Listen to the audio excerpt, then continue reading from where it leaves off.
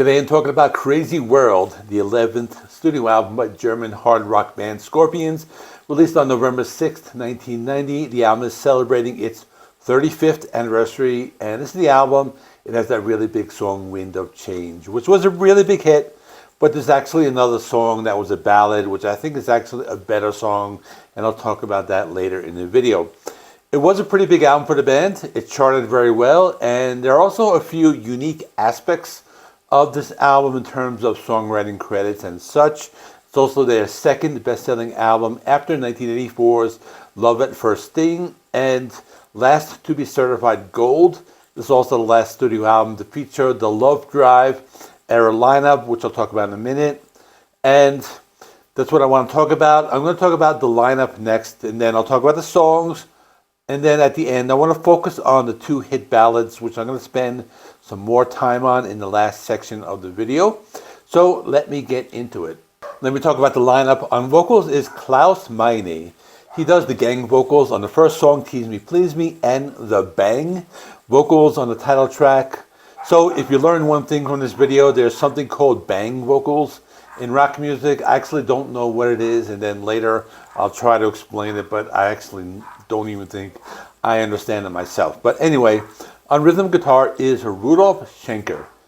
He also plays lead on Wind of Change and Send Me an Angel, and does the gang vocals on Tease Me, Please Me.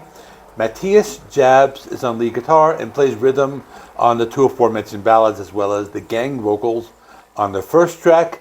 Then on bass is Francis Buchholz, and the album has a song called Kicks After Sex, where he is given his only writing credit during his entire tenure with Scorpions, so that's some interesting trivia. This is also the last album with the band, as he left, or the last album with this lineup, he left in 1992.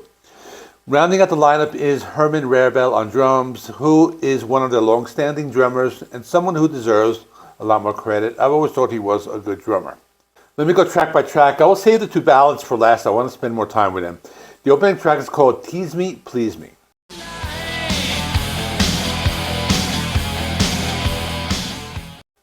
I remember this one very well. It was the lead single. I remember watching the world premiere for the music video on Headbangers Ball back in the day.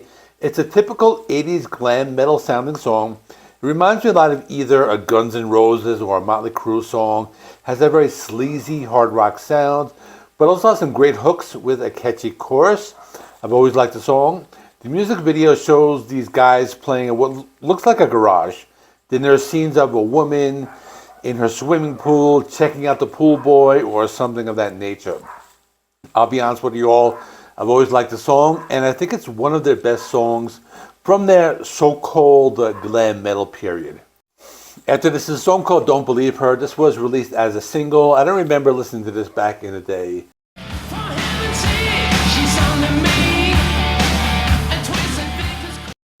And there is a live performance on YouTube, which I watched, which I'll show you here.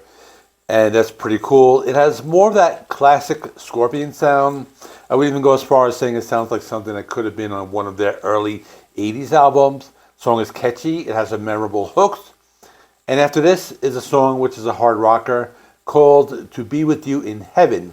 To be honest, the song title led me to believe it was going to be a power ballad, as I hadn't heard this album in a long time before I prepared this video, but I would call it more of a melodic AOR type of song. Still has big guitars, but it sounded more like an arena rock type of song.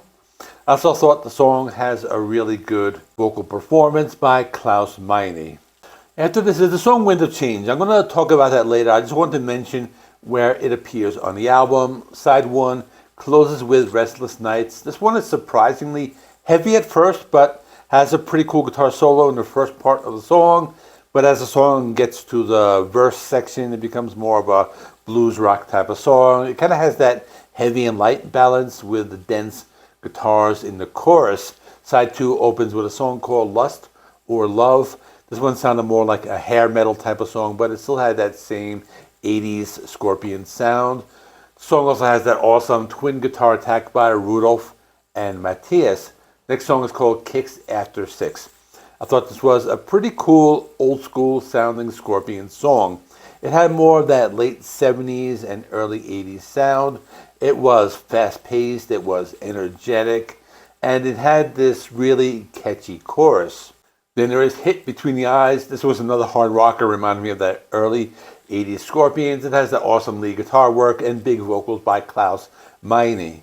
I would say it's one of the more memorable songs from the second half of the album. After this, the song Money and Fame, kind of a unique song on the album. It doesn't follow that typical formula as most of the other songs on the album. It has more of a slow and plodding rhythm, but also within the realm of blues rock, if that makes any sense.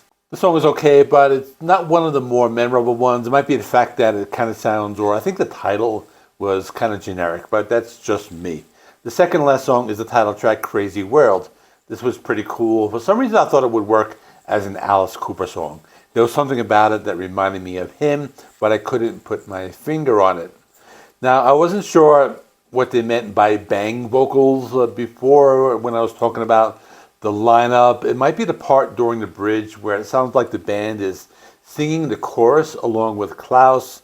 So if you know what are bang vocals, let us all know in the comments. The song ends with Send Me In. In my opinion, I thought that the song was much better than Wind of Change. It seems to get overshadowed by the former. The song is just so melodic. It has a great vocal performance by Klaus. The song also has a memorable chorus and one of my favorite Scorpion songs of all time. So now let me give you some more background on the song. It was the fourth and final single. It was released in September 1991. Now that date is important as it's right in the middle of the grunge explosion. There were many albums released during this time. It only reached 44 on the Billboard Hot 100. Also, take a look at the image of the single. Now, does it look familiar? It probably should. If you're a metalhead, it's the same angel used for the 1994 Black Sabbath album, Cross Purposes. And here's one thing to consider. Despite not charting high in the US, it peaked at number 4 in a few European countries, including Sweden, Belgium, and the Netherlands. But now let's talk about Wind of Change. The song was very big. There's a reason for it. It came out at the right time.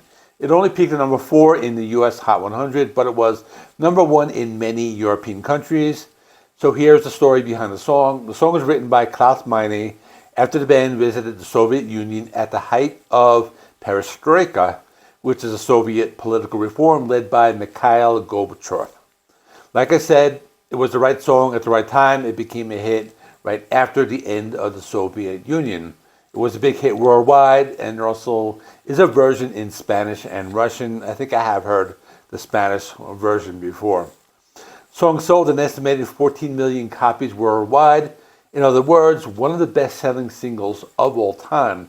But with that being said, I respect the song for what it's trying to express during those times. But to be honest, I don't think it's the best song on the album. I like Send Me an Angel much better, but again, that's just my opinion. And that is a story of Crazy World by Scorpions. Let me know in the comments what you think of this album. Check out my video where I rank all of the Scorpions albums. I did it a few years ago. I forget where I ranked this one. I think it was fairly high. It probably falls in the top 10, but I've always liked this album. Thanks for watching. Please like this video. It helps me with the YouTube algorithm. Please subscribe if you've not already. I do rock and metal reviews, rankings, and more. Thanks for watching. I will see you in the next one.